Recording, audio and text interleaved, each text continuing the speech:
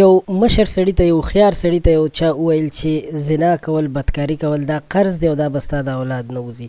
دغه مشر او خيار سړي فکر وکړو چې آیا دا به رښتیا وي او که نه. ویل یې چې د دې دپاره زه یو تجربه کوم. نو د ده لور چې وه ډېره زیاته ښکلې وه او خپله لور یې راوغوښته، ورته یې وویل چې ته یو ساده غوندې جامې واچوه، خپل مخ ښکاره کړه او لاړه شه بازار ته وځه چې څه معامله ده، او چې هلته در سره څه وشول ما ته هوبهو همغه خبرې ټولې وکړه. لور یې همغسې وکړل او ساده جامې واچولې، بازار ته لاړه.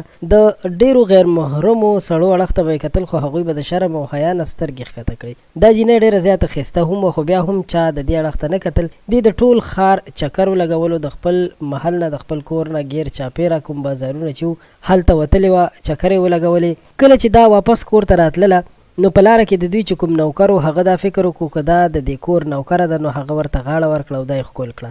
کله چې دا شهزادګۍ یا دا ښکلې جینۍ خپل کور ته راغله نو خپل پلار ته یې همغسې قصه وکړله چې په ټوله لاره خو محفوظ راغلم، خو د لارې په سر کې زموږ نوکر را سره دغسې کار وکړو، ما ته یې غاړه راکړه او زه یې ښکل کړم.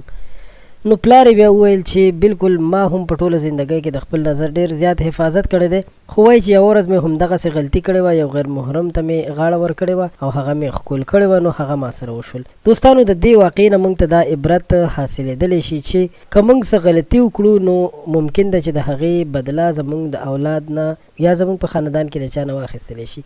خپل ځان پاک وساتئ چې ستاسو د کورونو ښځې ستاسو د کورونو مېرمنې هم پاکې وساتل شي، او د غیر محرمو ښځو اړخ ته مه ګورئ، ځکه چې هر څوک غیر محرمو ښځو سره کوم کار کوي نو دا ممکن ده چې د هغه په اولاد کې د هغه نه دغه کار وشي. نو د بې حیایي کارونه پرېږدئ، د غیر محرمو اړخ ته مه ګورئ او د پاک دامنۍ مظاهره وکړئ.